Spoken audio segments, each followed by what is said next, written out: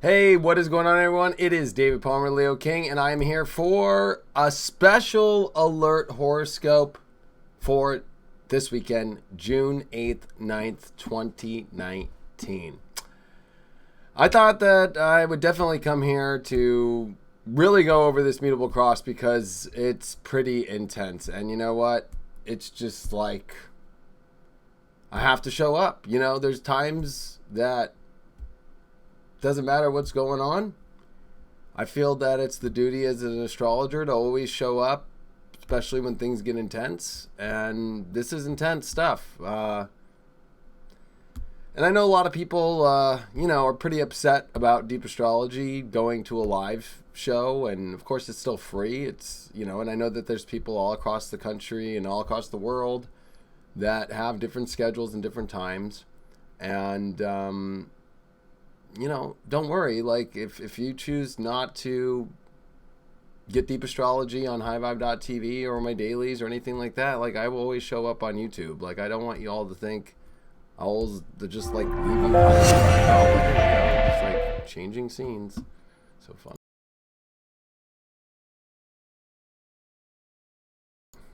And I went, this is just going like a great live right now.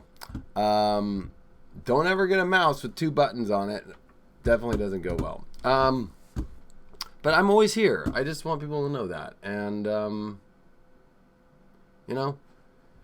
this is going to be some intense stuff I'm going to go through real quick here for this weekend. And, I do have the chat app. I had it somewhere. I have a pop-up chat somewhere around here. All right, yeah, we got it. Definitely looks like we got some peeps here in the room. Hope everybody's doing good. Before we go into this horoscope, how's everybody doing out there? Because, for those that didn't make Deep Astrology, like I said, it was going to be kind of like middle of this week, a little weird, but like I called it the most uncomfortable pit stop because things are now getting weird this weekend. So, I just want to see how everyone's doing out there. Let me actually put it to live chat here. But, it's just, it's a lot to go through. So we're going to have some fun. We're going to go through it a little bit more here. Let me expand here. Oh, actually, we need to change back to here. We need to go now. Let's do current transits. There we go. Now. All right, there we go. So, you just finished a sound bath. Nice. 26 p.m. Marina Del Rey, California. Now, I'm actually in Huntington Beach, but we're right there. So, let's do these hours. Now, what is going to be the main theme of this weekend? Well, one is... And I'm wondering if I could zoom into this. Let me see if I can add a little zoom action in here.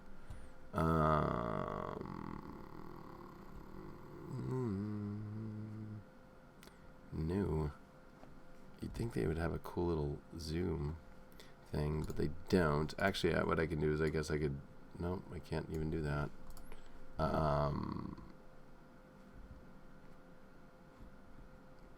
That's why I like using the iPad. But anyway, you can actually see here, if you could read, Neptune's about to retrograde in 13 days. And it's going to retrograde at 1843 of Pisces, okay? Maybe I can go bigger here, and maybe that'll help people see it better.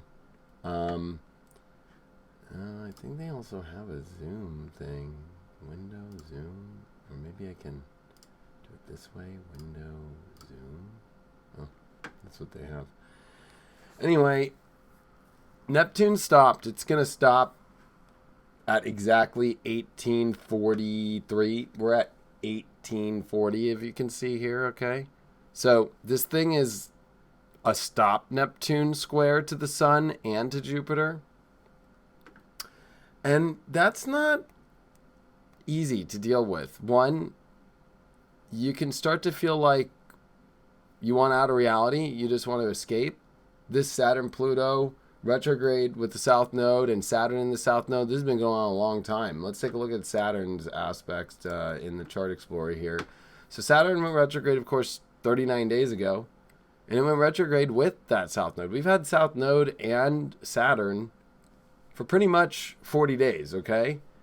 Saturn, of course, comes direct in 102 days, at September 18th, okay? This is going to be some time, okay? Now, if you even watch this whole entire thing, Saturn, and let's just go to September, because I'm going to bring up all this to this mutable cross of why it's crazy here, but I want to build up this story for people really quick. So let's just have some fun and let's just go. I'm weird. I like my charts with the sun in the 10th at the top of the chart. So this is Saturday, but let's have some fun and let's go to September of 2019. Okay. This will be 9 days before the direct motion. So here's South Node Saturn still. So let's just go back one more month. Let's go back to August. South Node, Saturn. July, South Node, Saturn, exact. Not like it's like, off. And that's coming up here during eclipse season. Now, if you don't know what South Node Saturn is, number one, South Node plays out the reality of whatever planet is on it to the extreme. I'm going to use a very good example here. We're going to go back years. We're going to go back to 2016. This is when the election started to get heated up in July, right? It was South Node Neptune. And as we went really intense into August, this is when weird stuff started coming out. And then the campaigns got crazy with the tape of Trump, the whole thing with Comey, with Hillary, South Node Neptune. And then, of course, we came into October, right before, and look at that, South Node, Neptune, still really close, and then we came into, bang, the election night, South Node, Neptune, almost exact. Then we came into the months right before Trump came into office, South Node, Neptune, and then the South Node broke apart. But it's kind of interesting there in that December part, that's when all the stuff started to go on about the collusion, all that. That's all Neptune stuff. You know what I mean? What side's right? What side's wrong? And I'm bringing up politics because, of course, Saturn and South Node are a big aspect to this. But whenever you see the South Node on a planet, it's going to play that planet's aspect out to the extreme. And when a planet's in its home sign, like we saw in 2016 with Neptune, and especially we saw Chiron, all of us were in like a weird, what the heck is going on in the world? We're like in a daze a little bit, especially as, Saturn was in Sagittarius. There was major mutable aspects and squares. It was a very funky, all over the place time. Which side is everything going? Which side is right? Which side is wrong? Do I have to pick a side? There's a lot of that went on during that time. Now, let's go back to today. Here we have South Node Saturn. This has been going on for over a month. It's going to continue on all the way past September. When Saturn comes direct on September 18th, we're going to have it still there. So I think it's actually pretty much exact as September 18th. But building up to this weekend, why is that important? Well, I'd say that the first reason why it's important is, let's take a look at Saturday. Oh, wait, I'm going by day now. I'm going all over the place. Here we go. Okay, let's go by hour. There we go. All right. One, look how fast. So tonight, as I'm talking to you, Venus is in Taurus at, let's go right now again. Venus is in Taurus right now, ironically enough, exactly on my moon, 28:55. I'm 28:54. But here's Venus flying out of its home sign, where it at least feels grounded, it at least feels wanting to feel good, but this has been hard. Mercury's been squaring Chiron all day. Mercury's had the sextile to Uranus. Had a lot of weird stuff going on, and especially with this identity of life itself, how we want to feel comfortable through it is not showing up that way. And Uranus is like, don't worry, I'm taking you on a new place, a new elevator to a better position in life. But remember, Neptune and Uranus are making a semi-square at 45 degrees. It's not exact 45, we're about 47 degrees, but still, we're right there, that weird semi-square, which means this Uranus-Neptune thing is like, well, yeah, the world is weird and I don't know, and is it really going to a better place, or am I delusional, or what the heck? Like, there's a lot of weird aspects, and this is really intense. Because Mercury's looking at this, trying to go, okay, like, I want to feel safe, but how am I going to feel safe? I got Mars is on the North Node coming up here. Rahu and Mars are very extreme, but Mars is at its weakest place in Cancer. This is like the moon just went through Cancer this week. It was rough. It drained the crap out of us, and that was the pit stop. And now our minds, our belief systems, and our spirituality are all in a battle. It's just like a major battle, and it gets way more intense. And the reason why I built you up for this whole thing is like, this Saturn South node ain't going away. It's not. And Saturn's heavy. It's lead weight. It's lead. It's lead. Okay? And like, trying to turn lead into gold right now is not fucking easy. I'll be honest with you all. It is not easy. It's not like just I can just turn lead into gold 1 minute. No, it takes some time.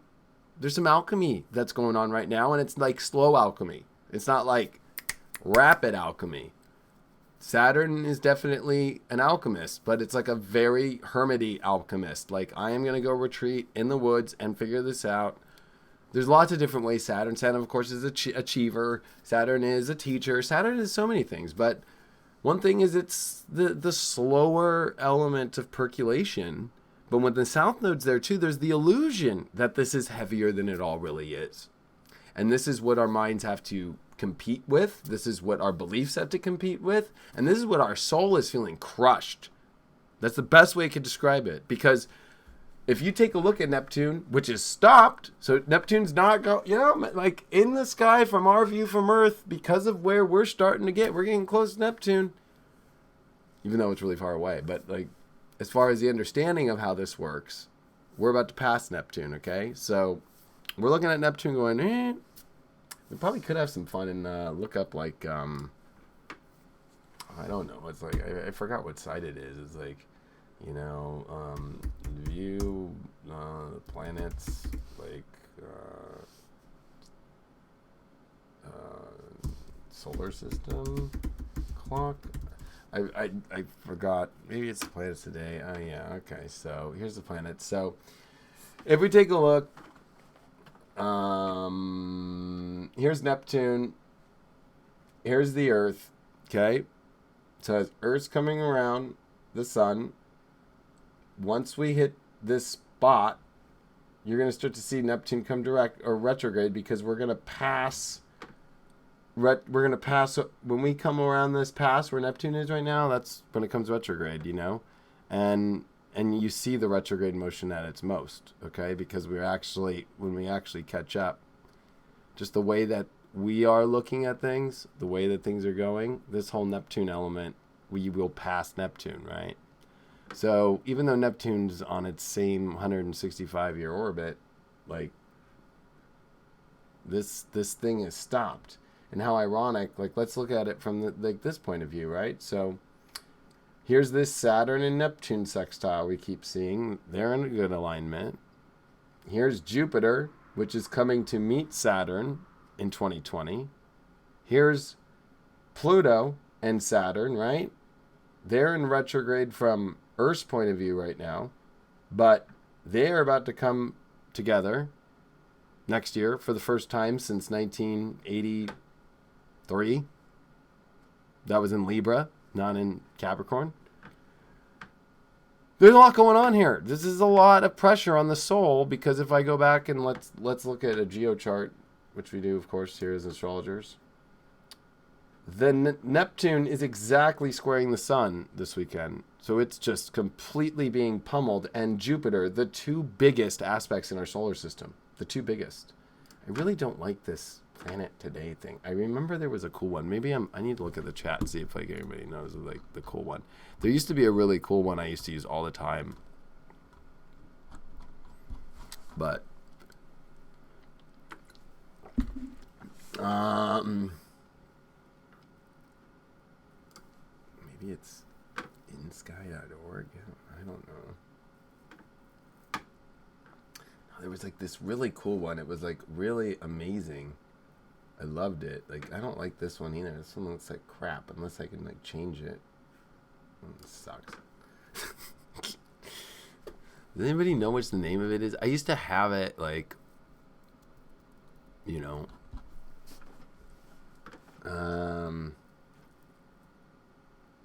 night sky map. No, it's crap too.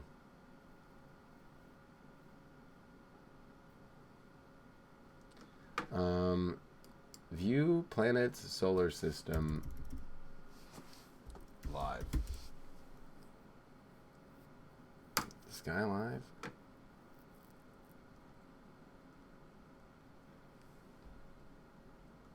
All right, we're getting a little better here. Okay.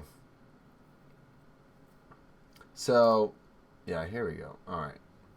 So, okay, you got to remember, here's Earth, okay? Right here. Okay, let's do this. This is going to be dizzy. All right, so this is where you can start to see that Pluto-Saturn. Even though we can't see Pluto, when you look up at night, you can see Saturn, all right? And so this is going to be pretty intense. Then, of course, you're going to have Neptune, which is going to be in front of it, right here. And they're making good aspects, remember, okay? So there's this deep spiritual quest. Even though it's heavy, it's by learning how to trust the spiritual way. It's the deepest trust spiritual lesson I think we're ever going through in our lives. Saturn, Neptune in their home signs has been forever. I mean, like millennium. Sorry, I'm a little schizo tonight. This energy is kind of schizo, you know. Just want to like put that out there. But what I wanted to show you all, even this one, this is too much, man. It's like, come on, man, make this easy.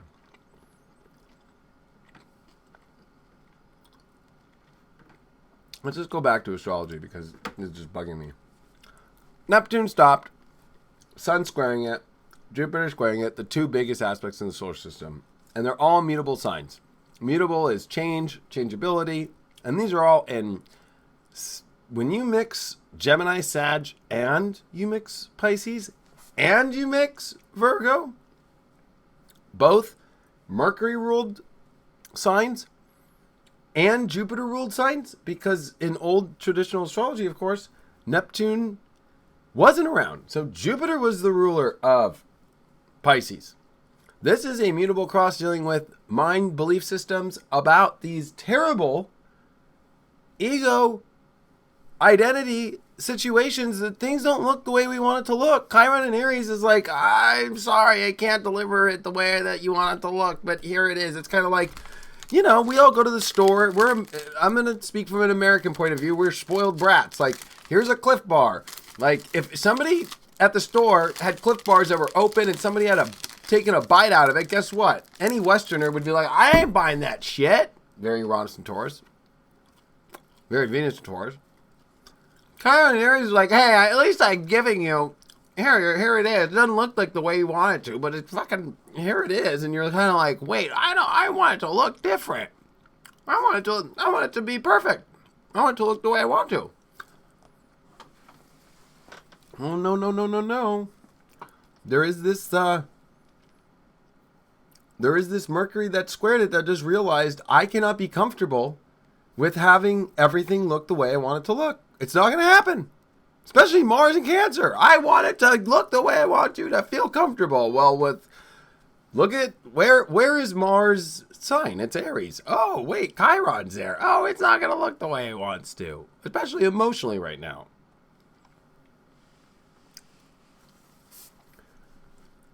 So this weekend is about not flipping out because watch this by hour. So this is 9:30 at night.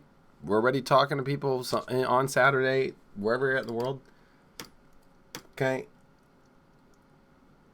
1 in the morning.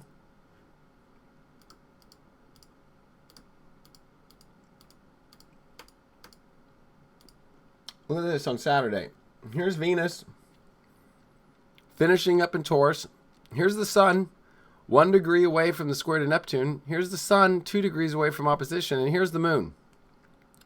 The moon going to square Venus as it leaves this weekend. So you're good until about, oh, how funny, 3:33. But about let's say you're on the East Coast of America. About 6:30 p.m., 6-ish p.m., 3 p.m. Pacific on Saturday. Things just turn into, this is where you have to prepare. People are going to shift their minds, their perceptions, their feelings. Mars is going to be at 15. The nodes are involved with this whole cross, by the way. This is gnarly. Saturn is involved with this cross, too. I'm going to show you, because now with the moon in Virgo, everything's mutable now. The luminaries are mutable, and the two biggest, energies are mutable, and planets, too. Neptune's one of the biggest planets next to Jupiter and Saturn. You know what I mean? It's major. So, let's keep looking at Neptune here.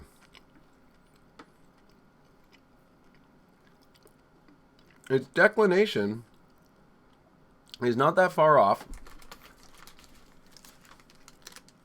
It's pretty potent.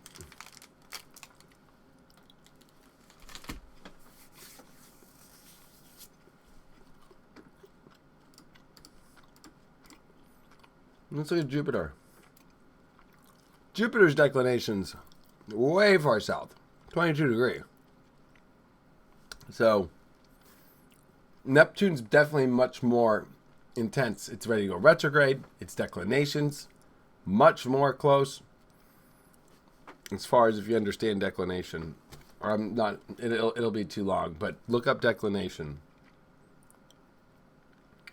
This is a time where we have our own private and not so private, external psychological breakdowns, okay? Things just become too much. You know what I mean? Things just become, the weight's too much. I want to escape. I am pressured, because let's look at this cross when it hits on Sunday. So Venus comes into Gemini on Saturday, which is going to add more mutability. So you add the moon and you add Venus, 2 benefic planets, bam, oh my gosh, in mutability. And it just becomes this kind of, Venus and Taurus was at least holding down some sort of grounding with Saturn and Pluto, but no more. Now Venus is where Venus gets a little crazy. Venus in Gemini is I'm going to look at this, I'm going to look at that, I like this, I don't like that, I might like this, I might like that, I don't know. And then you add in a total butt, the Sun in Gemini squaring over to Neptune. Bam!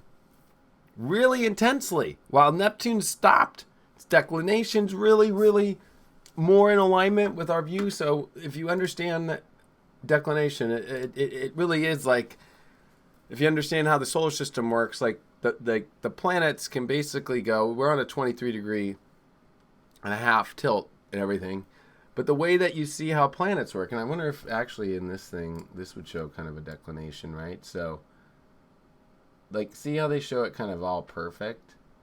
If we were to look at Jupiter, it's a little bit, I guess they don't do it to spec. So see how Mercury is? I don't know. Let's see Mercury's declination. Let's have some fun.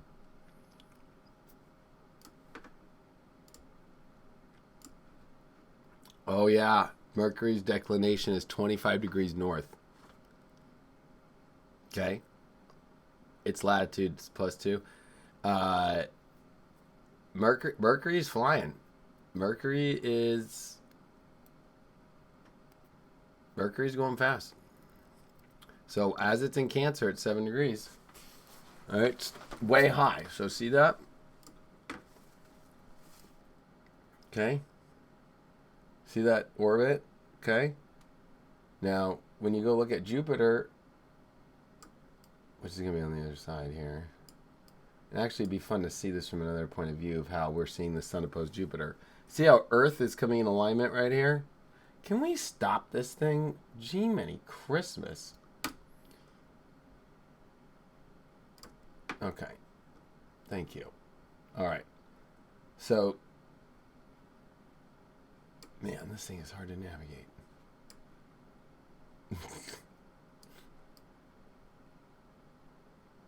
All right. It's kind of a cool view, but I don't want that view, but we'll kind of take it. Hold on. There we go. So, here's a three-dimensional look at this major aspect. Earth is coming in between the sun and Jupiter. That is what sun opposed Jupiter is from Earth, right? Literally, we are coming into a big opposition. While, at the same time, if we look at Neptune, which should be right here, here's Neptune, square Jupiter, the sun square it. So, from our point of view, we are seeing a 90-degree angle of Jupiter and Neptune here, okay, from our angle. See, if you were to look at it, you'd be like, oh, okay. All right. So there's a major hardcore aspect going on right here from our view.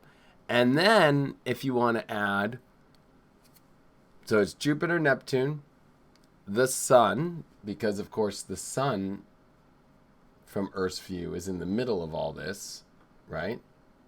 The sun squaring Neptune. So from our view, because see where we're at? That's a 90-degree square. I bet you if you look from, so 90 degrees, right? So here's the opposition. So what's going to be a 90 is you're going to like want to cut it like this, right? And that's going to look, and I guarantee if you go straight out, you're going to see Neptune there. There's Neptune. See, does that make sense? I'm just trying to teach people kind of like some basic astronomy stuff on how this works. Okay. Now you have to add the moon, which where's Earth? Okay.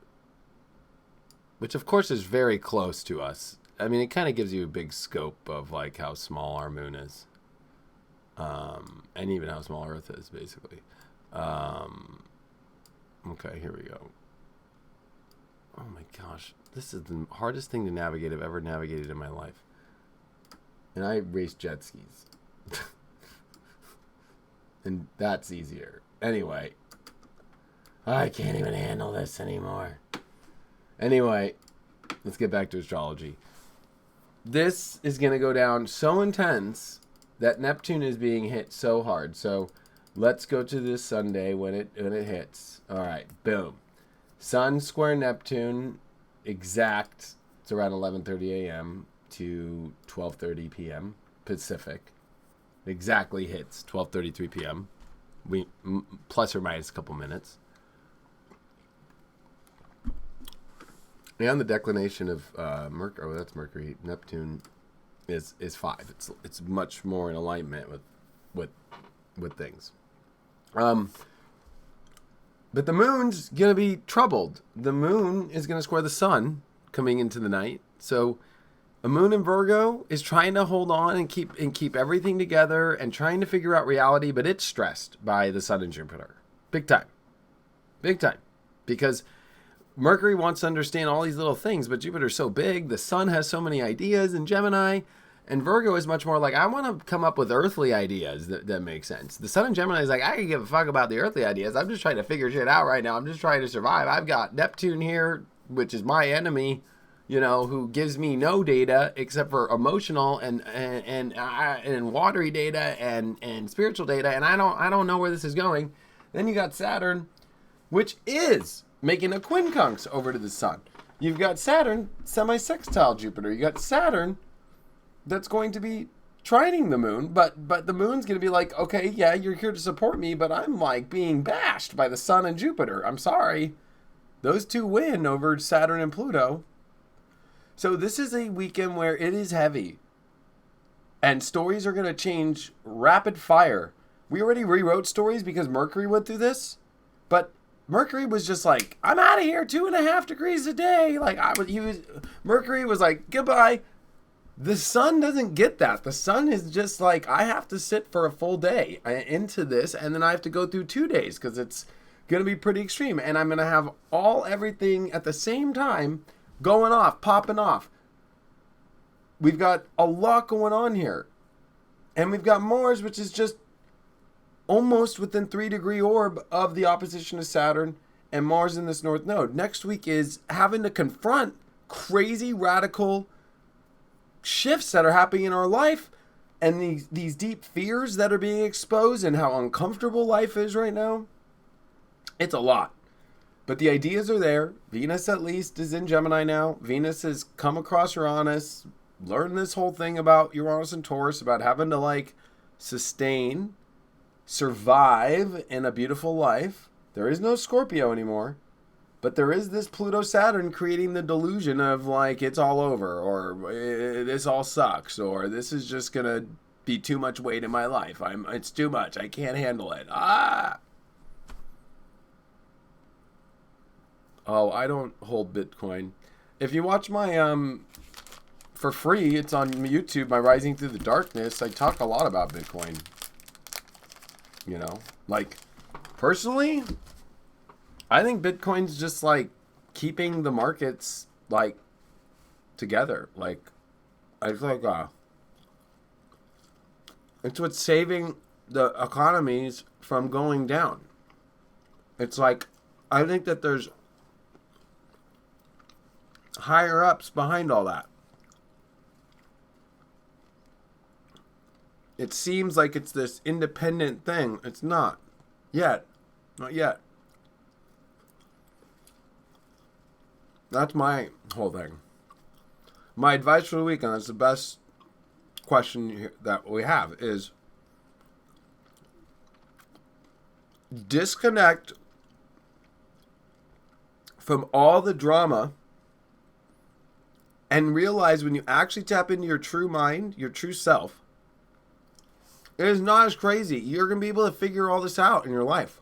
It's not as heavy as it seems it is.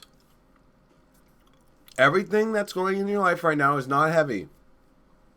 It looks heavy. It feels heavy. And you know what? There is a lot of reality-based stuff that makes it feel heavy too. Just the world we're in. I mean, you know, I usually don't get into the environmental stuff, or I don't get into the whole thing about geoengineering and all that kind of stuff. But, you know, that stuff all could be very much the control system trying to keep people in a heavy place.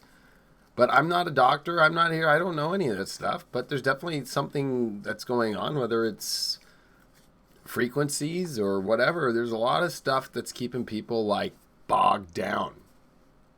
You know? And when you have Neptune and Pisces, somebody brought up medication. I've been vocal. I take medication. Hold on. It's my buddy. And I was supposed to go meet him, and I'm doing this live thing. Yo, player. Yo.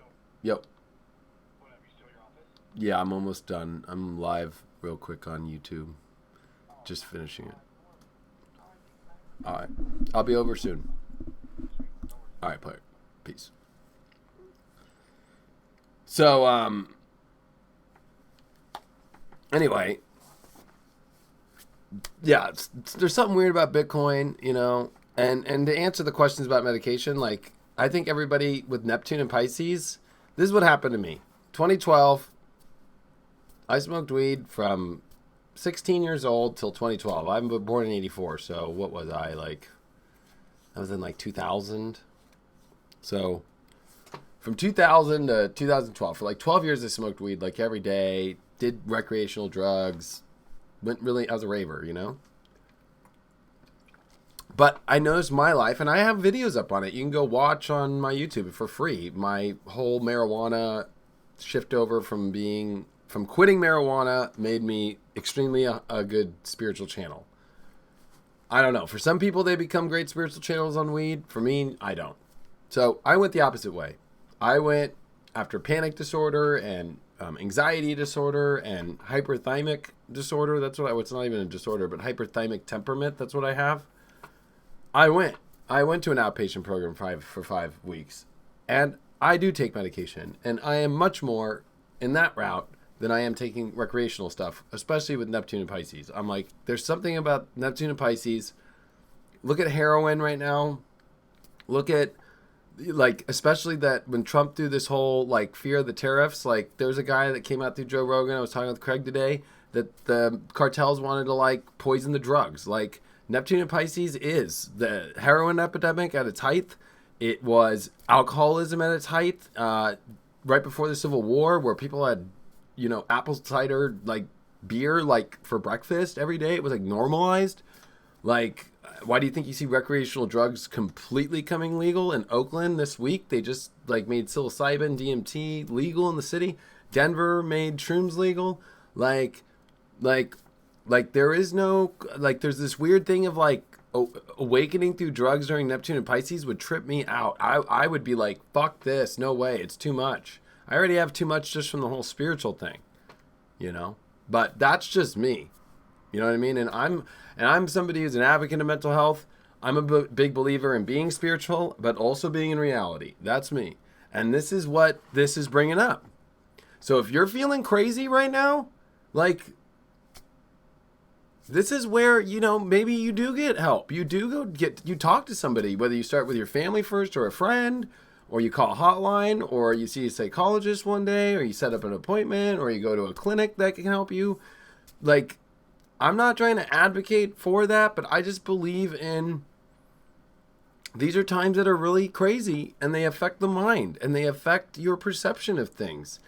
And I think it's, like, I'm not against anything that you feel is right for your soul. I'm not here to tell you what to do, but I am here to tell you as an astrologer that this is times where anybody with psychological conditions that they have been brushing aside, or psychological situations that they're not dealing with, it fucking slams you.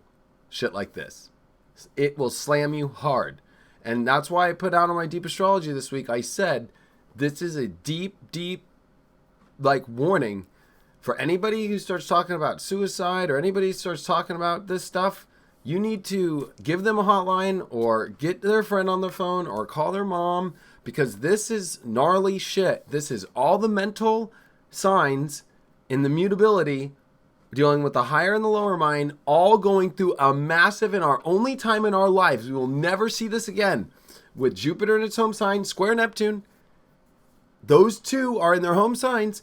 The moon in Virgo, this cross will never happen in our lives. The sun and the moon squaring already in Gemini and in Virgo, two Mercury aspects battling each other. Jupiter and Neptune are two Jupiter aspects battling each other in a way. At least the signs, if you were to get it like more of like a zodiacal kind of understanding of these things.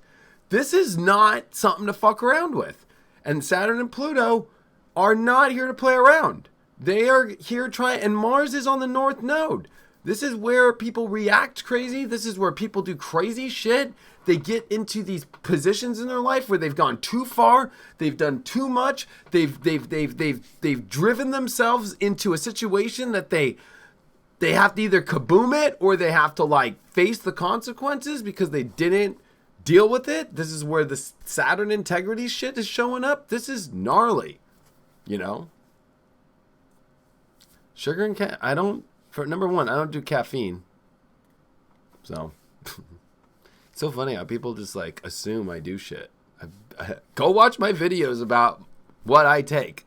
Please. Somebody just please show people, because I haven't had caffeine in 7 years. This July, it'll be 7 years. Not one sip of a coffee, of a soda. Why do they drink Sprite? There's no fucking caffeine in Sprite. Straight up. And go look up hyperthymic temperament. That's what I've got. 5 weeks. I went through bipolar program. I went through panic disorder program. I went through fucking, every fucking program. And the number one fucking You have no idea what I've been through. And fucking JFK was hyperthymic.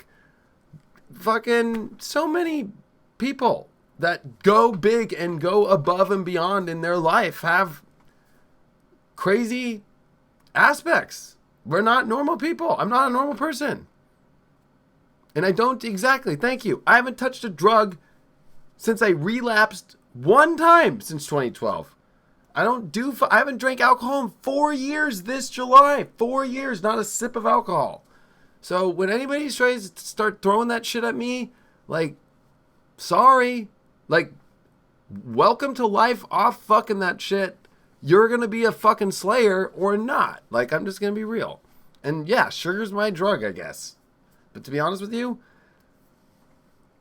I have like low blood sugar and I like feed off that shit. Like, I can ingest more sugar than probably known to mankind. I can't gain a pound of weight. It's weird. Like, actually, like, my GP doctor is like, it's okay for you to have sugar. I have, like, low blood sugar. So, anyway, we're getting off tangent here. But that's the whole thing, is this is going to take everybody off tangent in so many different directions and get lost into it really fast. And get all crazy. And this is where we don't need to get crazy. We just need to find comfort and emotion. But this is about confronting your fears. Because this is Mars getting ready in Cancer while this cross is happening to the opposition of Saturn and Pluto. And Mars is coming into a hard battle. And I do nicotine too.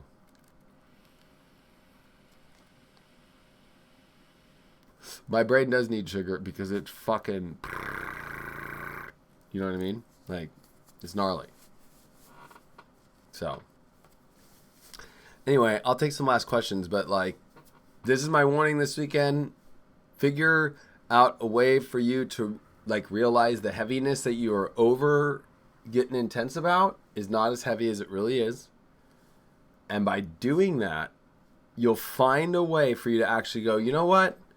Let me actually see the truth. Let me actually see the truth. Let me look wider.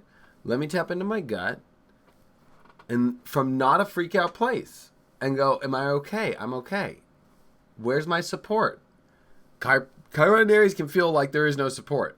When there's support, they'll be like, you know, it was funny. Like, before I came live, I was like, fuck, I'm out of my Juul, you know? So I went to go get a Juul pod at the gas station. And I'm like, well, here I am on a Friday night working alone. You know what I mean? Like, gotta go live and give people a warning and help them with the mutable cross. And you know what's so funny? Some lady in there had a dog. And that dog came up to me and fucking I was like, oh, hey, what's up? And I hung out with the dog in line. You're not alone. I don't care who you are or how alone you are. And I mean, I'm alone. I'm sitting here all alone. It's just me in here. Like, in this whole entire building. Like, you know what I mean? Nobody can hear me anywhere. Help! No, nobody can hear me. Hello! No. So, trust me, I get it. Yeah, I'm definitely opposite of dysthymia, which Gandhi, go look it up, had dysthymia.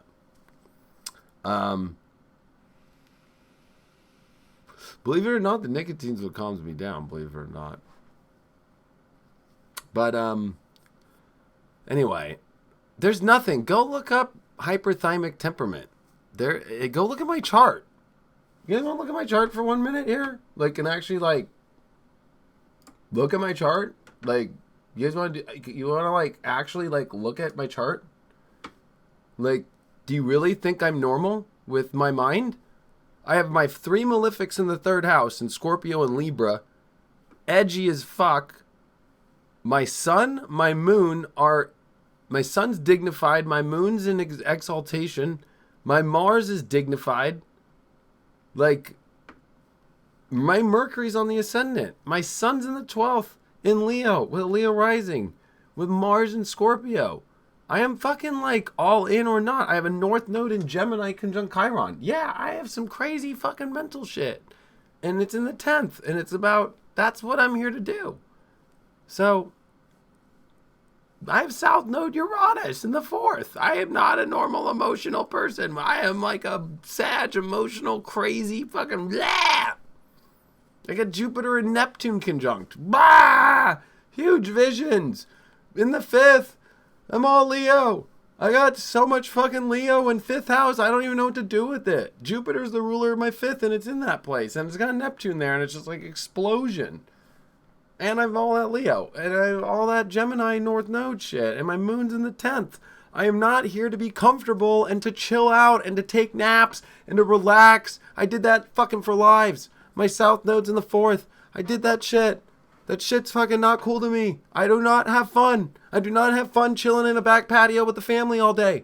I do not have fun sitting in the backyard fucking relaxing. I don't fucking watch sunsets all day. I am not that person. Sorry. Like, not me. I get bored. You know what I do when that happens? I'm like, get the fuck out of here. You know, I'm like, give me the fuck out of here. There's guys, you should see me too. I'm totally like a total lion. Like, get me the fuck out. How do I get out of here? My Mercury on the horizon, like, I need to figure out where's the exit. Sun in the 12th, where's the exit? I need to go back to something that's real magical, to like tapping into something. So I am an astrologer, so of course I do like sunsets, but I just can't sit there all fucking day for a sunset, or just get lost on the beach all day, or like, I gotta have a purpose. My moon's in the 10th, right? So, you know, but, and I would say, and I'll teach you all astrology, I have 3 yods. I have major yods. Like my sun to my moon to Neptune. That is 1 yod. That is major. My Neptune to my Pluto, 29 and 29, to my moon, yod. My Chiron to my Juno to my Jupiter. Or you could even do my Chiron to my Venus to my Jupiter. I mean, that's a little off, though. Yods have to be pretty exact. But, you know, I'm like the yod king, too. I guess I could have just called myself the yod king. But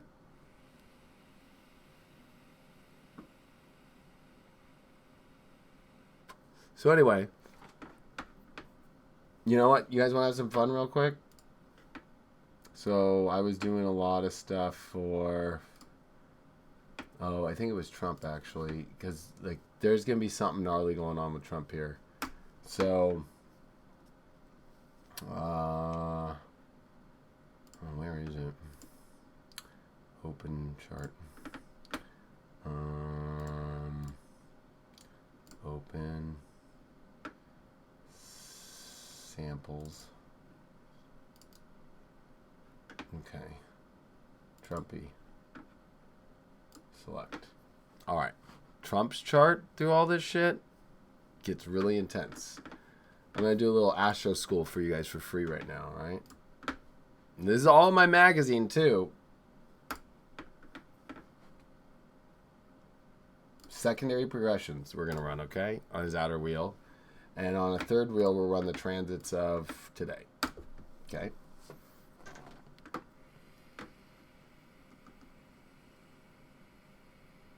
Actually, let's get rid of those transits. His progressed moon. So if you know progressions for every year you're alive, we move the chart 1 day. So he was born in June 14th of 1946. He's turning 73. Okay. So 73 days after his birth, his progressed sun now is at 2 going to 3 Virgo, because 73 days after, the sun, of course, was in Gemini at 22 when he was born.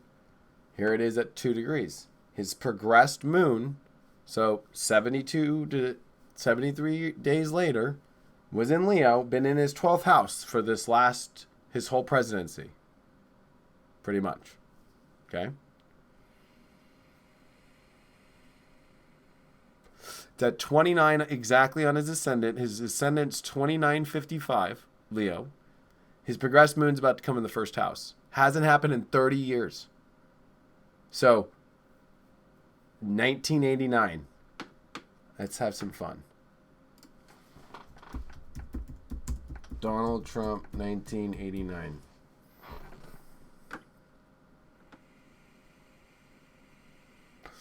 In 89, he called for the death penalty when the progressed moon crossed his ascendant.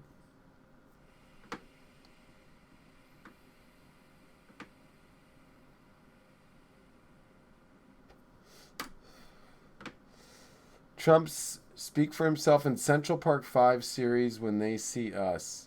Despite the 80s saying we need to know bigot to keep that bigot off TV, that's what they need to do, Mother Sharon says while watching an interview with future President Trump in which he tells NBC that he would love to be a well-educated black. That's not crazy news to me as far as looking at his astrology.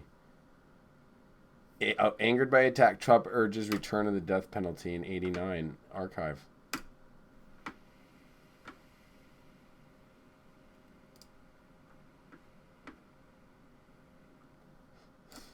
They really want to charge us for an archive? Like, come on. Really? I could probably zoom in. Anyway, that's kind of an interesting thing here. Right? But this is what you can do when you understand progressions, okay? It takes 30 years for the progressed moon to cross your rising sign. And it all depends differently on your own chart where your moon is and your rising. Because 360 degrees, so every month that goes by, the moon moves 1 degree in your progression.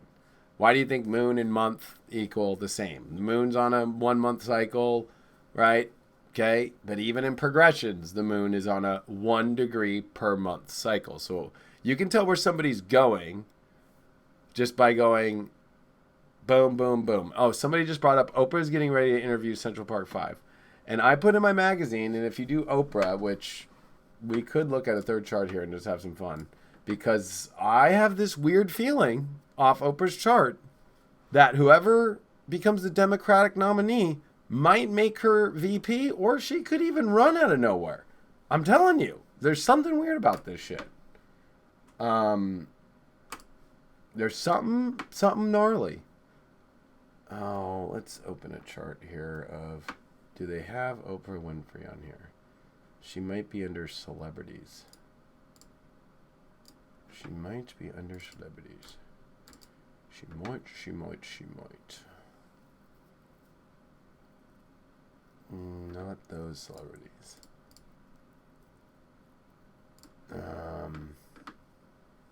Entertainers.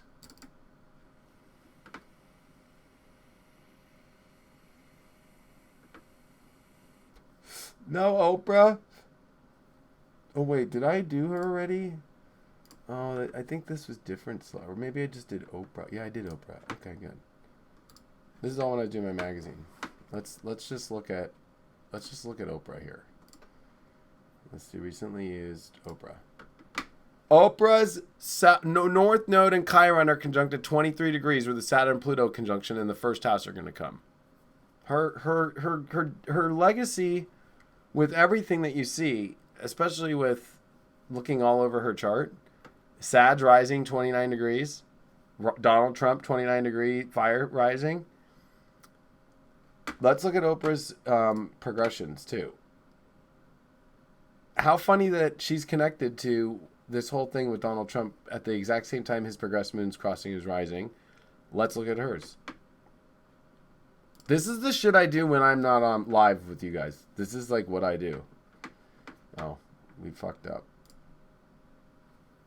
So let's go to Oprah. Let's do a second chart. Let's do... All right, here we go. Bam. Her progressed moon is in Taurus. 2 months ago, it just left Aries. So she's been on this, 30-month journey of like redefining who she is. Her progressed sun had her new moon about a year and like 3 months ago, which is like, oh, I'm kind of done with the old Oprah. She's still trying to do it, but she's realizing it's going to have to go somewhere new. That's what a progressed new moon does. That's every 30 years too. But with this progressed moon in Taurus, she is a sun in Aquarius, Venus in Aquarius. She has Mercury here in Aquarius in the second house. If we look at her 10th house, her ruler is Libra at 17, but midheaven, but her Venus sits in her second house of creating. She's got Chiron in North Node, which has Pluto on it right now. Pluto is the ruler of her. Actually, I'm using Porphyry, so this is her 11th house. In equal, it would be her 12th house, like a spiritual journey to the people. If we use Porphyry or if we use Placidus, it's probably going to always show her 11th. But if you go to equal, or if you go to like whole sign, you're going to get Scorpio 12th house. So there's a 12th, 11th house spiritual help to the people thing on her Chiron right now with Pluto retrograde. And then Saturn meets up with it at the end of this year, at the beginning of 2020. And then Jupiter and Saturn come into Aquarius at the end of 2020 during the election. Cross over all this stuff and hit all this stuff. Saturn's squaring her midheaven right now, and the nodes are squaring her midheaven right now. You know, Mars is about to square her midheaven right now. This shit's going on in her life. She has also South Node Uranus, where Trump, let's just throw Trumpy in here, is the opposite. South Node is North Node Uranus. They are both like the true oppositions of each other. And she's an air sign with a fire rising. Her moon, though, is in Sag, which he has a moon in Sag. Now, he has a full lunar eclipse moon. She was born close to eclipses with the North Node and the Sun that had just passed. Like, she was born in eclipse season, let's just say. Okay?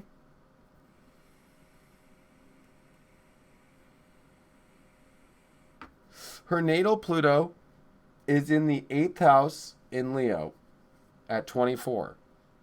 Jupiter's going to be trining that Pluto at the end of this year, and it was doing that this year, and this is a big question about her life and what needs to change in her spiritual world. She also was born with Mars on the ascendant, just like, oh no, that's her progressed Mars. Her progressed Mars is creeping up to her ascendant.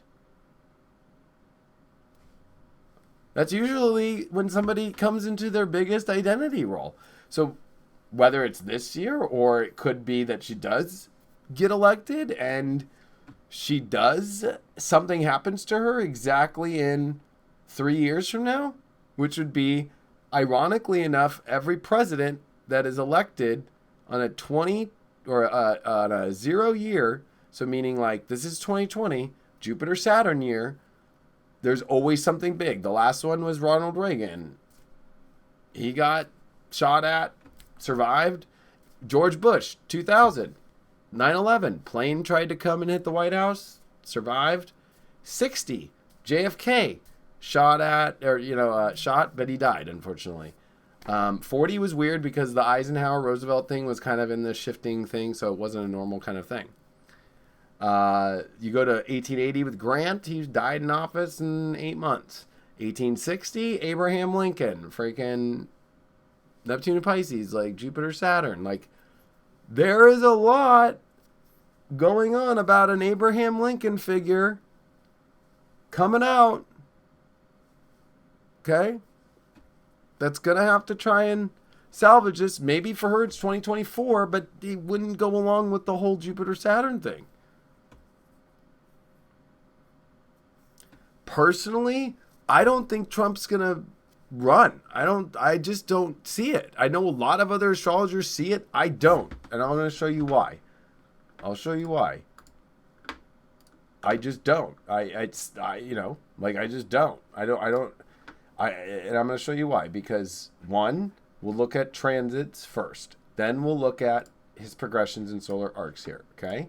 One, Neptune is exactly squaring his Uranus. Uranus rules the 7th house of relationships, but Uranus, so it's causing major malfunctions. 8th house with people, and also at the same time, his Saturn is at 23. So he's going to have Pluto and Saturn opposed to Saturn at the beginning of 2020.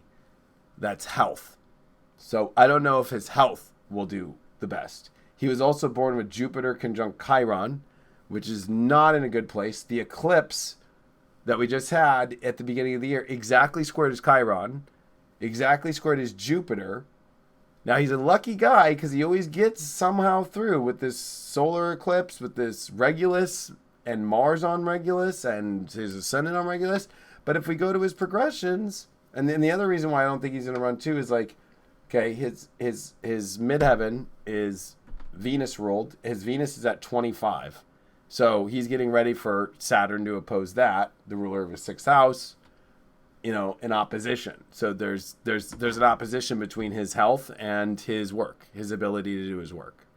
So I know a lot of people are like saying they think maybe he'll get impeached or maybe all that kind of stuff. I don't believe any of that's going to happen. I believe that his health, and a lot of it could even be mental health with Neptune squaring his Uranus. He also has North Node there in Gemini, and you know, Neptune's going to be squaring his North Node coming into next year at the time of Saturn and Pluto opposing all this Saturn in his chart and his Venus and all this Jupiter stuff with Chiron, which rules his happiness. It's like, I don't think he's happy. Or it deals with heart stuff.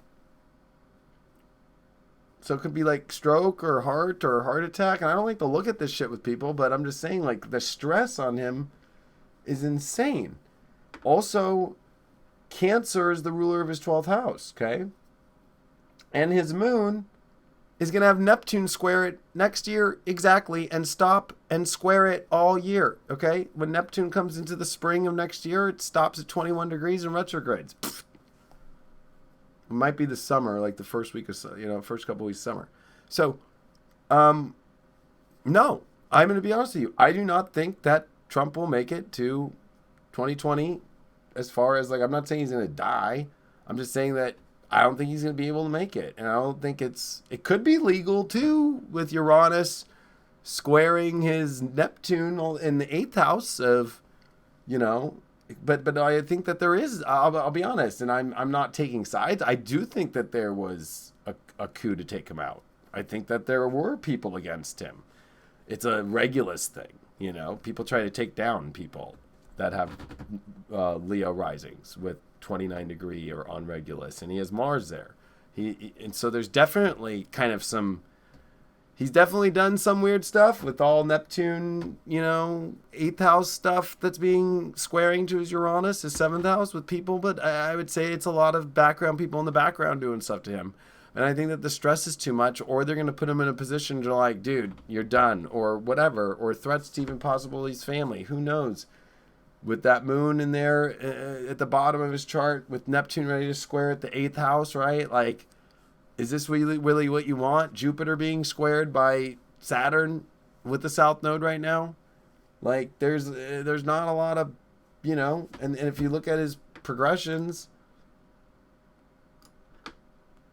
now I'm just doing like quick run-throughs, but his progressed moon is at the dark, he's in this lunation phase of the balsamic phase at the darkest phase, and it's going to come to 3 degrees. It's going to come over Regulus now in Virgo, and that when you have a progressed new moon, you have to kind of start in a new direction, and it's a new direction. It's not a old direction and staying on that old direction anymore. He's been trying to be president for 30 years. He's been talking about it for 30 fucking years, going back to that 89, 88, and that cycle ends in 3 months. And there's a little bit of a weird period when after a new moon happens, and then from that time from September, when Saturn comes direct, which will be at 14, exactly squaring his Chiron. I'm just here to tell you, folks. He does have Aldebaran in his chart at the top. But, it's like... The other thing is Pluto he has at 10 degrees, okay, in his chart. Oh, I'm like pointing with my finger. So he has Pluto at 10 degrees in his 12th. Okay, that's his 4th house ruler. His Pluto has progressed to 12. But in solar arc, look where his Pluto is. This will be what trips you out. Pluto at 19. So 2 years ago, his Pluto conjuncted his Jupiter. He had good luck. It opened up whatever door he wanted in his life. Jupiter's his 5th house ruler. What do you want? Here you go. But with Pluto at 19, Pluto is going to start, and it was also trining his Uranus, because he has Uranus trine Jupiter. And Pluto now is about to come to his nodes, and his solar arc Mercury, the reason why he went off the handle on Twitter and everything for the last 2 years is with solar arcs. Look up like Robert Hand does a great job of describing solar arcs, and Noel T. How do you say his last name wrong? But Noel T. Noel T.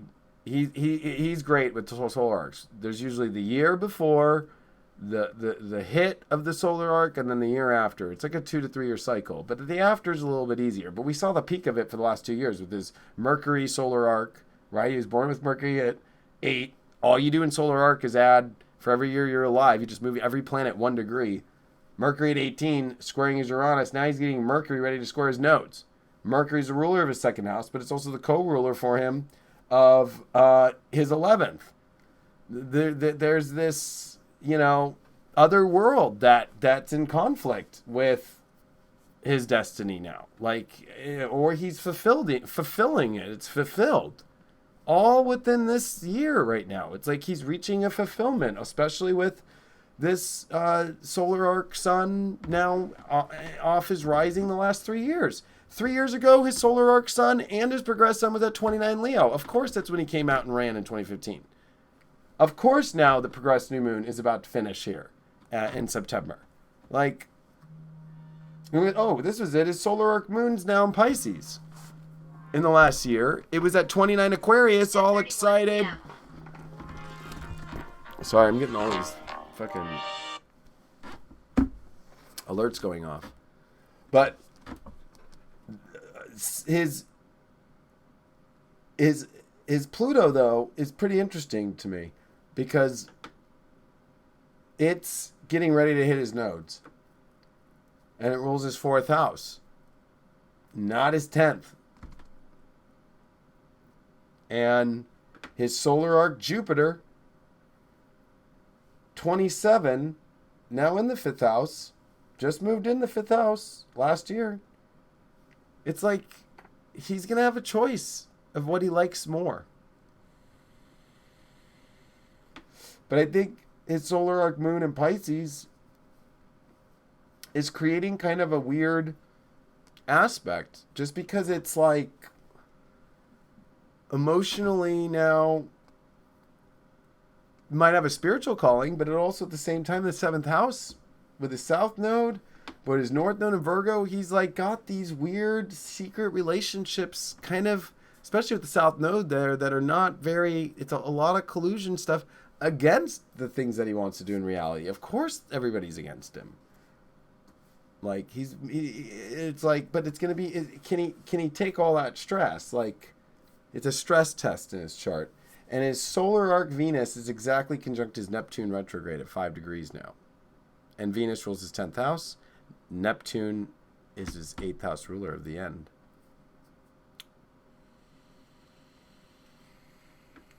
And Neptune is 550. His solar arc is 532. He's within the end of this fall into this winter. His solar arc Venus, let's just look at months. Like, his solar arc Venus will hit on October 7th, 2019.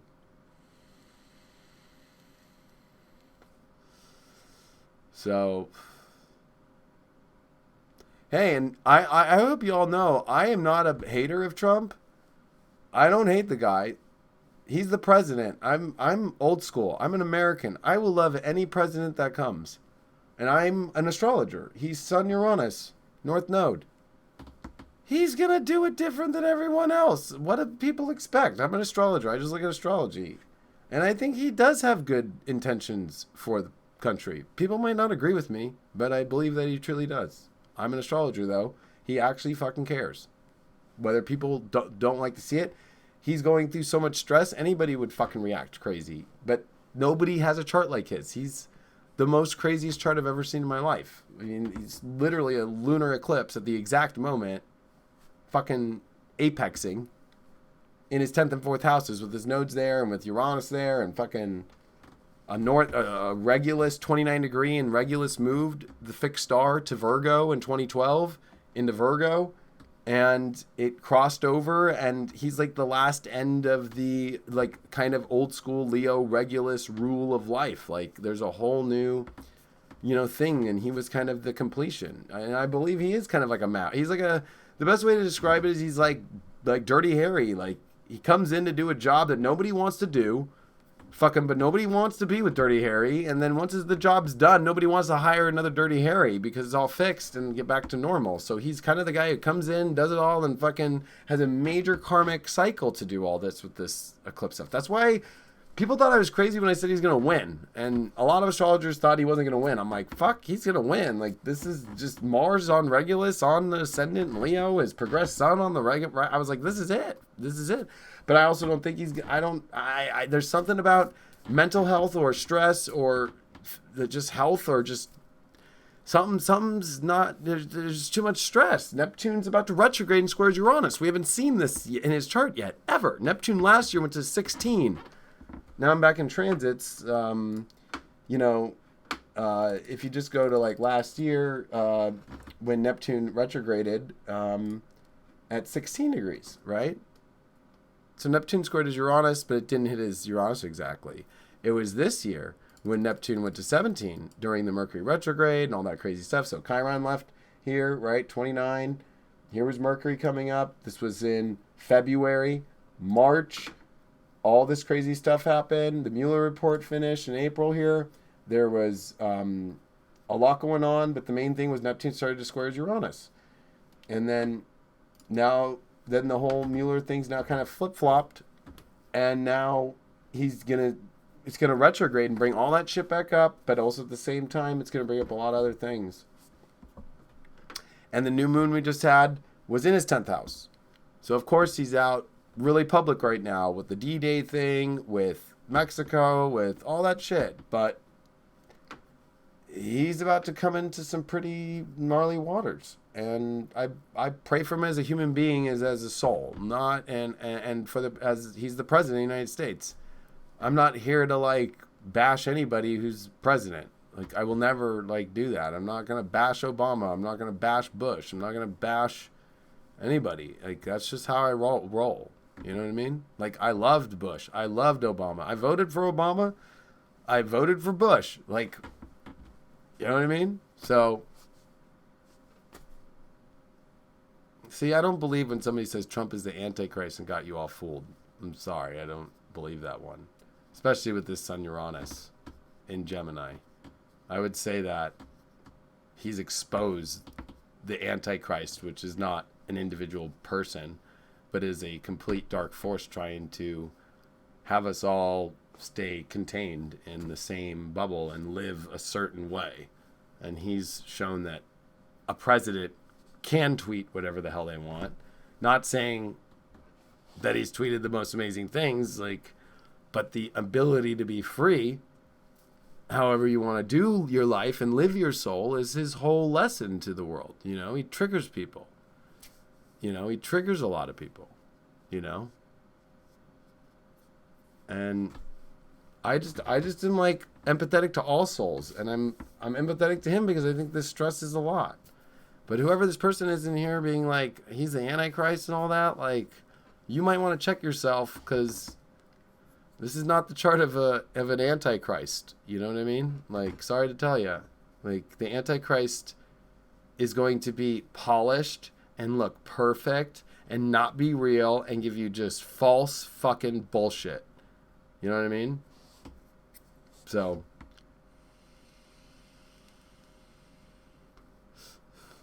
And he might be part of dark forces. You know what I mean? I mean, I don't know. But looking at his chart, sure. He has secrets. We all do. He's got Pluto on the 12th. It's in Leo. But I don't think they're fucking... Because Pluto rules his 4th house. They're private things. They're not 10th house shit. You know, it's like, yeah, he probably does fuck hookers. You know what I mean? Which is proven. He's cheated on his wives. Like, he probably does fucking, like, you know, file bankruptcy and do crazy shit. But he's not fucking doing crazy shit that you're trying to say that's dark. Like, he's just... His private life is his private life that he tries to keep secret, and he just wants to live that. And he lives the life of the sun of the 10th and North Node in the 10th, which is public. So, of course, he's going to do everything he can to try and hide his private life shit. You know what I mean? And actually, somebody thought he's too stupid. His chart's, like, really smart. He's just, like, very good at throwing out so much information that everybody's like, what the hell? Sun Uranus and Gemini? You have to remember that he was born right after World War II ended. Like, literally. A year after World War II ended. And we dropped a fucking nuclear bomb.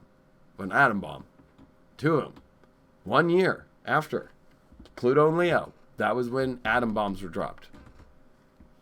Uranus and Gemini is what took out Hitler. Because Hitler had Pluto and Gemini. And Uranus went over his Pluto and he lost his mind. You know?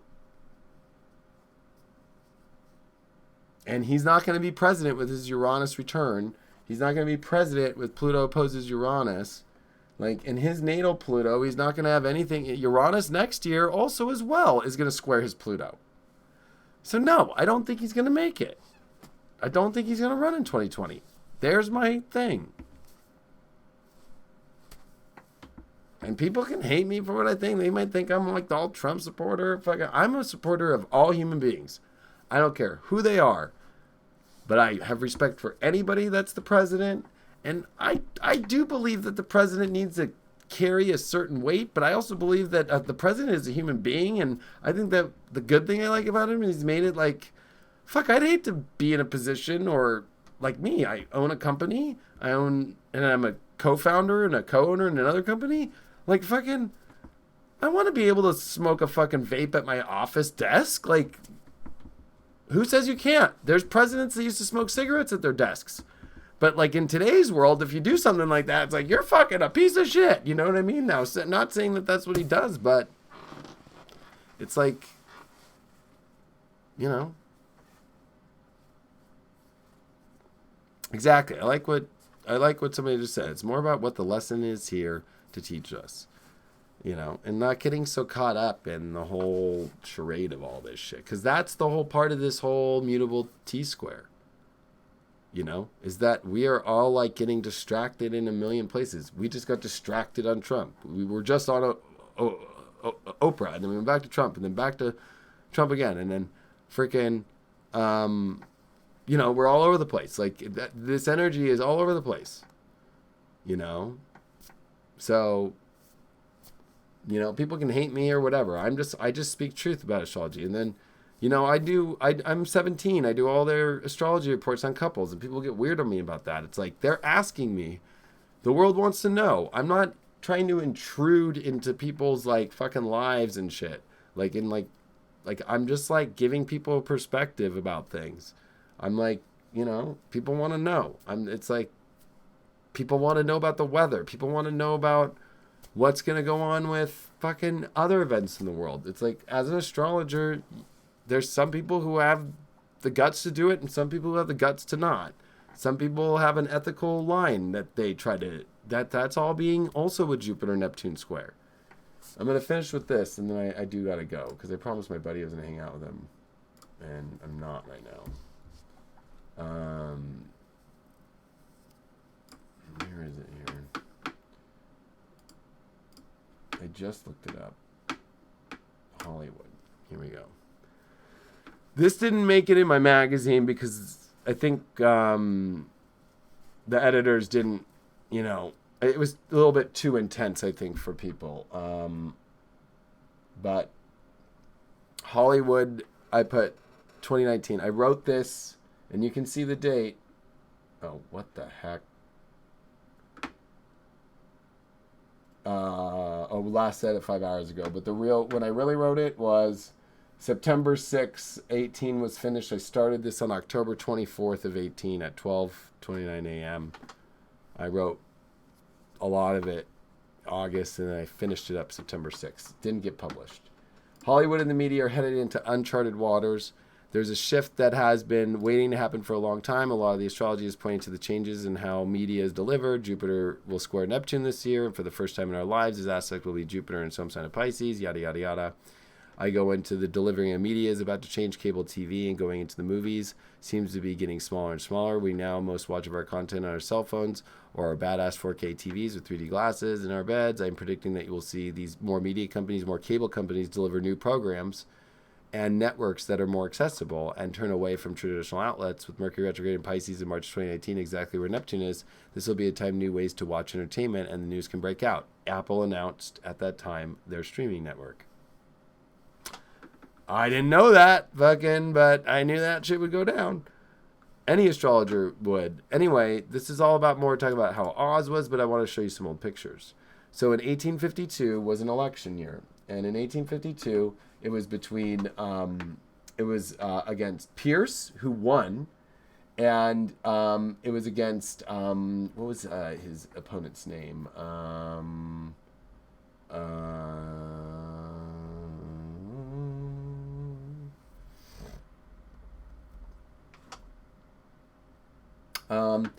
The last time Jupiter squared Neptune was 1852. During those times, there was a lot of strife in the country about slavery. Back then, media was pamphlets and drawings. Political cartoons were nasty, making fun of other candidates by how weak they might be. How funny that Trump was saying all that shit. It's all about how weak Joe Biden is, or blah, blah, blah. Same shit, Jupiter squared Neptune. We are all seeing similar tactics now, and instead of really using facts, opinions sway people's perceptions. Okay. Below is the anti-Pierce political cartoon depicting him as weak and cowardly. Pierce won the election. This was also the last election of a Whig Party candidate. What's the matter, Pierce? Feel faint? Lord, what is... it's so hard to get this. But anyway, God, what was his name that went up against Pierce? President... Pierce. He was known as one of the worst presidents of all time, too. In like the whole the scholarly thing. It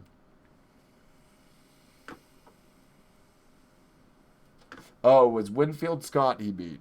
This guy, he was like a war hero. He was the third commanding general of the army. He was the last Whig Party candidate. So Jupiter square Neptune brings up at the election year, which is coming up next year, fucking the end of a party. So either it's the end of the Republican Party or it's going to be the end of the Democratic Party, or switching to like how the Democrat Party has switched the most, right? Like, so if you go to presidents, right? Okay. And you look at all the presidents. Let's do it on Wikipedia. U.S. presidents. Okay, like look at this. Okay. Here we go. This is will blow your mind. Okay. So George Washington was a Federalist. He was unaffiliated, but he affiliated more with being a Federalist. John Adams is VP, becomes second president, Federalist. Thomas Jefferson is the first one to create Democratic Republican. Okay? The Democratic Republican Party was an American political party formed by Thomas Jefferson and James Madison around 1792 to oppose the centralizing policies of the new Federalist Party run by Alexander Hamilton, who was the Secretary of Treasury and chief architect of George Washington's. So this was when it was like, let's get away from George Washington and federalism and kind of central aspects. We want to kind of break things apart. Okay? Democratic, Republican, Democratic, Republican, Democratic. So they used to be together. But it was like, then it's Andrew Jackson, who causes a lot of fucking strife in American political history, if you don't know, you know. But anyways, he's the first Democrat. Then Martin Buren, and then it's the Whig Party. And the Whig Party is basically what the Republican Party turned into. But Democrat, Whig, Whig, Whig, Democrat. Then we get a new party, 1861. But look at 1857, Democrat. Here's Pierce who wins. in 1852, but he gets put in. This is before they did the January inauguration. Democrat, but it's the first Republican. Then it comes into this really crazy situation of national union with Andrew Johnson, who is, of course, VP at the time, comes in and then goes Democrat, who is connected with Lincoln. Then, of course, you get Grant, who becomes a Republican, and then it just goes Republican, Democrat the whole time, okay? Now we're at this really weird spot where we're at Trump, who really was a Democrat. Now he's a Republican, but he's kind of neither. And at 1852, okay, the last Whig Party candidate, Scott, loses to Pierce, who Pierce is rated. So if you go to the ratings, this is what's weird. Ratings of presidents, okay? So there's a poll, okay, of ratings, like in the order of best to worst, right? So a lot of people put Trump as pretty low, the lowest, right? Let's get the whole graph here. Oh, since 1937.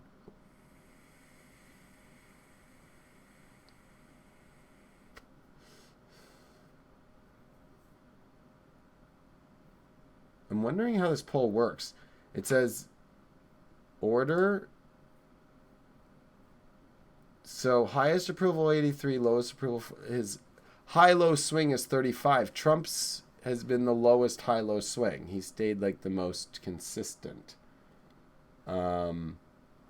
Obama's right next to him with right there, and George W.H. Bush, and Roosevelt is, I think, gets like the highest, okay?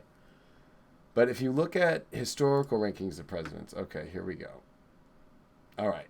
George Washington, he gets all blue, but it's where you get to Pierce, okay, where it's all red. And how do these colors go? Rank, okay. Rankings by liberals and conservatives. Pierce is ranked 31 for liberals. So he's down pretty far, but he's the 31st, like so it's really far down. Pierce is not, he's down with Richard Nixon. Okay? One of the worst presidents, because the whole slavery thing comes crazy under Pierce, believe it or not. And then if you actually look at the list, right after Pierce, after the whole Jupiter-Neptune square, you get Pierce, then you get James Buchanan, and that's when Civil War breaks loose, and that's when Abraham Lincoln takes over. But it's interesting when you look at a Northern Democrat who saw the abolition movement as a fundamental threat to the unity of the nation. He alienated anti-slavery groups by championing and signing the Kansas-Nebraska Act and enforcing Fugitive Slave Act, yet he failed to stem conflict between North and South, setting the stage for Southern secession and the American Civil War. And all of his cabinet that was in his office become the secession people. So if you look at his, and he was also in the Mexican-American War, brief term as general, boosted his public image. But the election was crazy. But yeah, military affairs, this is the whole thing, is his people that were on his cabinet are the ones that ended up being in the secession movement. Jefferson Davis was the American politician who served as the only president of the Confederate States of 1861 through 1865, was his Secretary of War. Okay? His Secretary of Treasury was a plantation owner. And, I do like, I'm just like a political, I like politics and astrology. I'm not here to take sides. I look at it. But, the Democrats were all about slavery. The Republicans were not. It's kind of interesting now, the way that people look at it. But, like, the Democrats were the ones that were slavery and secession. You know what I mean? And the Democrat is the first party that really split and went its own way under Andrew Jackson. And kind of, Andrew Jackson was a big slave owner and all that stuff. So, a lot of crazy stuff when you start getting into this Jupiter Neptune stuff. When you start looking at the cabinet members, that they're the ones that secede, and one of them, the Secretary of War, becomes the president of the Confederacy in 1861, right when Neptune comes into Aries. So the next president, or it could be people that are on the cabinet right now, President Trump, like, could even be the VP, like Mike Pence, or whatever. You know what I mean? There's a lot of weird stuff that could have some similar correlations of what comes in the future. So, it's almost like liberal Democrat at the time, which was in power during Jupiter Neptune, and now it's more Republican. Maybe it's one thing about Jupiter Neptune in their home signs, and especially in their mutable, things tend to like flip-flop in the transits. The Neptune transit previous to the one that this one, there was no America. It was the colonists that came. It was the Pilgrims. And what's interesting is you go to like 1692, right? Like, and it's the Salem witch trials. Okay. And if you do 1692, let's get rid of Trump. We're done talking about him. Let's open a chart and hold on, cancel. Let's edit a chart and let's go to 1692 and calculate. Neptune right now, where it's coming next year in Pisces, the witch trials. This is why in my magazine I put that the spiritual community's got to be very careful right now. And I'll be honest with you, that's why High Vibe, we built it. We want a safe place. There was just a big thing about YouTube going to be cracking down on a bunch of things. Just yesterday, a big article about it. But the witch trials, there was a whole witch thing going on, and there was witch stuff going on against people right now in government. Like, there's a whole witch thing against Trump and all that thing. There's a witch thing against people that are doing this or doing that. Like, it gets fucking crazy times. Like, Neptune Pisces, it creates a witch hunt all the time. There's always a witch hunt with Neptune and Pisces. I don't know what it is. In the 1800s, in 1850s, it was a witch hunt against, there was the whole people that were doing slavery. Yeah, but I think that they were witches, or it was opposite. The people who, they were witch hunting people who weren't into slavery, and then they tried to secede. Like, you could look at it a lot of different ways. But then there's this whole thing about Neptune and Pisces in the 1850s of psychics coming out, and then witches coming out, or just it was women who were just not practicing Christianity and trying to practice spirituality, and they were castrated and killed. Now, that was Saturn and Sag square Neptune, which we had in 2016. So,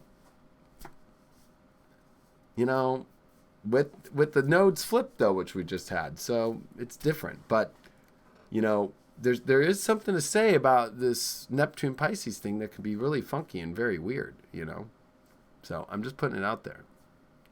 And censorship's definitely a big deal with Saturn and Pluto. And I think my prediction would be that the Democrat Party goes more to create like a new form, kind of like how Whigs went to Republican. I feel Democrats might go Democratic Socialist, or they could even create like liberal or Democratic liberal, like maybe for more middle of the road with Joe Biden or something, or who knows. It could go, or bring in Oprah in out of nowhere, like as a VP or something. Like, I'm telling you. But there's going to be a party that switches here at the 2020, and I don't think Trump's going to make it. I'm that's my prediction. I'm not afraid to put predictions out. I predicted that he would win. a year and a half before, many times, and I held that prediction till the end. I predict 100% he will not run in 2020. I'm saying it live on YouTube, and I will keep it out there. And if I'm wrong, I'm wrong. But I don't see him running in 2020. And that's a gamble with a Sun-Uranus conjunct person because they're unpredictable. But I just don't see it happening. When Neptune squares that much stuff, with the progressed new moon happening, with the aspects to his Saturn, with the aspects to his Venus, with the aspects to his Neptune squaring his moon and his lunar eclipse stuff, and Neptune rules his 8th, I don't see it happening. So, just going to be honest with you all.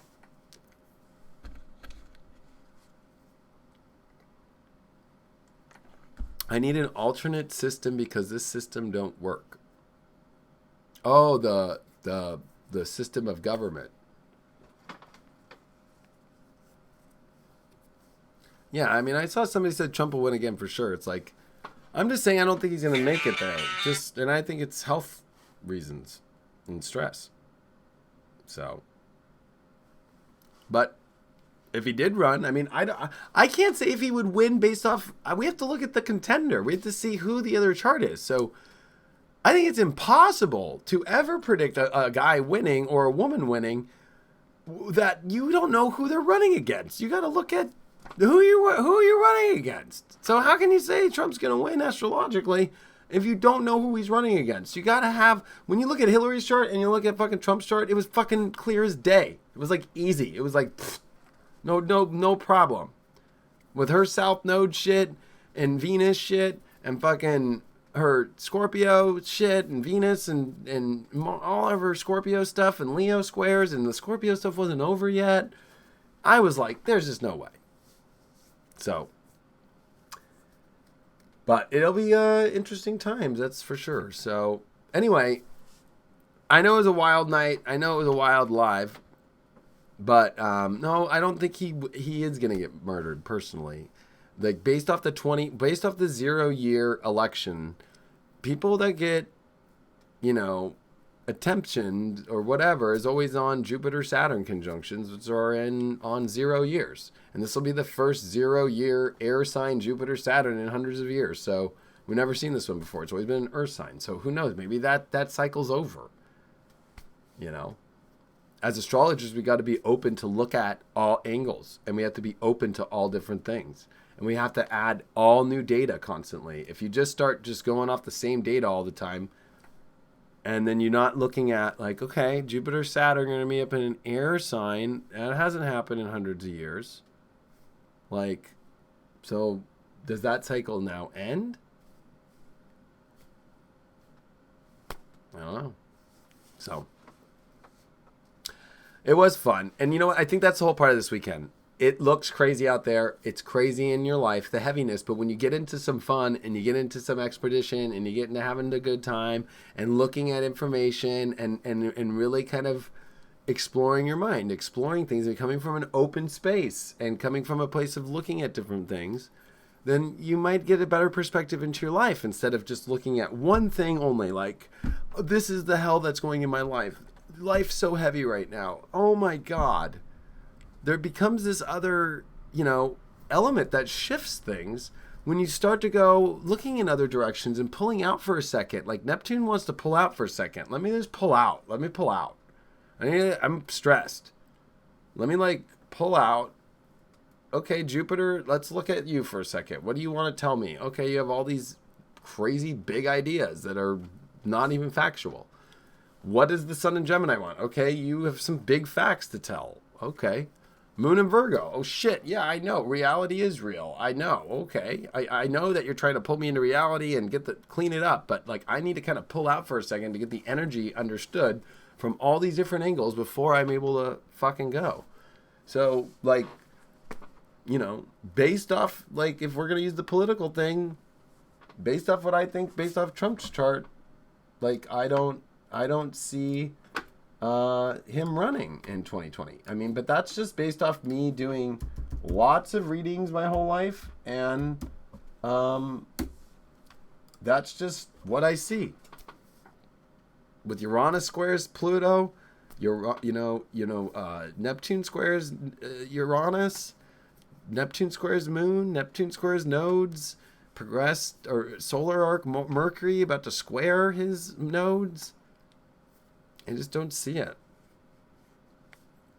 Chiron opposes Neptune right now. That's pretty intense. Solar eclipse squares Jupiter. I mean, and is Chiron. And is Juno.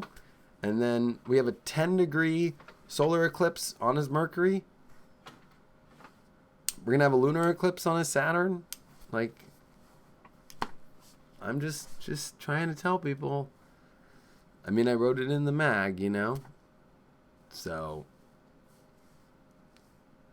but, like, open up and look at all directions right now instead of getting so caught up on the heaviness. Because if you're just stuck on heaviness right now, and it's okay to purge heaviness. If you got to get emotional, if you got to let it out, find a positive way to let it out. Talk to somebody.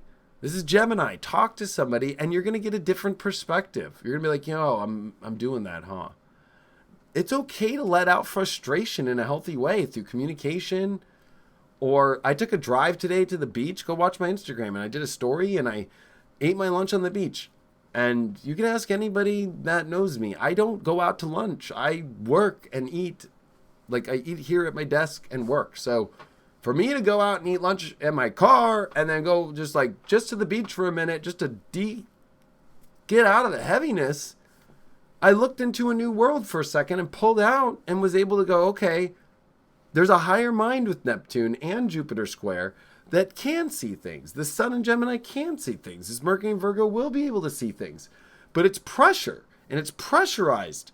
So it's like you're going to have to get to a place to where you can declutter your stresses and the heaviness of Saturn and Pluto that are in the middle of all this. And we should probably go back to just the chart of this weekend. But that is what is going to, by Sunday, when we do get this big cross, right?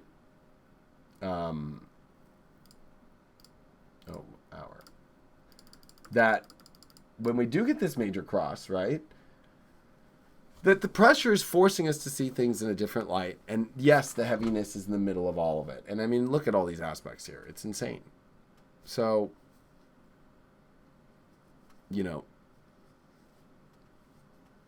we just got to look at, and you got to be open to things. So I know we got into some politics tonight, but we looked at both sides and we didn't say one side's better than the other. That's where this is what's taking us all on the wrong course in life. This is what Gemini is. It's about being neutral.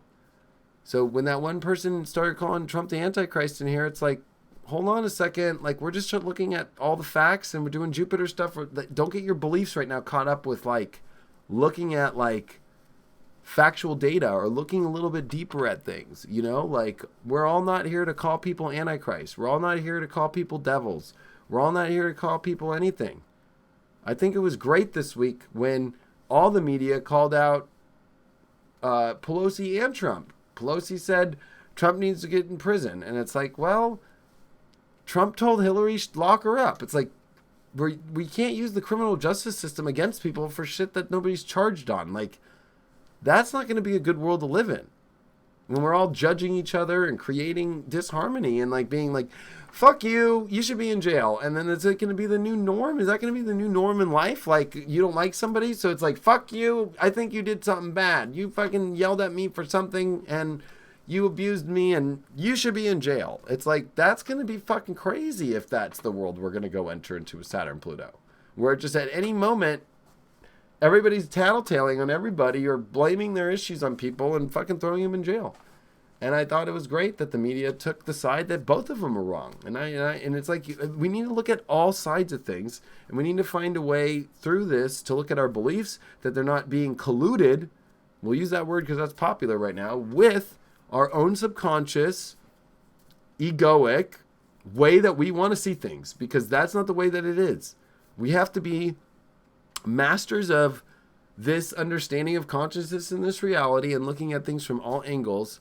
And when we can do that, we will master our lives much better. and we will be in a much better place to be able to be more open for more happiness, for more joy, and more love when we don't start taking all these sides. Even though we are in the illusion of Saturn and Pluto that are conjunct the South Node of Capricorn saying you need to pick a fucking side, and with Neptune sextile, it's a big mission. Yes, it is. But it's a mission to be compassionate. It's a mission to be open. It's a mission to look at all angles right now and definitely not start throwing around bombs on people when it comes to, you know, like castrating people. Like, this is not a time to castrate people. We are not going back to 1692 like I just showed you. 1692, Neptune was at 19 degrees during the witch trials. That means that the witch trials were actually 1691 of people finding witches and all this shit, and then the trials have actually happened. We do not want to all be, as spiritual people, creating our own war against ourselves of us becoming witches and shit because of how we're going to start projecting shit on people, or how we're going to project like this person's bad, or this person's an ego person, or this person's this, or this person's that. You know what I mean? Like, fuck that. I ain't joining that party. You know what I mean? Neutrality right now is important with Gemini because we have to look at all sides and we need to look at all the data. And Jupiter, even though it's not very neutral, it is about positive and looking at the positive in everything, in every person, in every human. And with Neptune square, it's hard. It's hard to have that compassion. It's hard to have that compassion with that viewpoint. But if you give that compassion, if you give that forgiveness, if you give that let go, I'm going to let go of whatever I feel negative about that. I'm not going to try and go after that. I'm not going to, you know what? I understand that person might be stressed or whatever, but I'm not going to throw my shit on them. Even though they might have thrown shit at me, I ain't going to throw shit back at them. That's how you raise into a higher vibe. That's how you open up better doors in your life.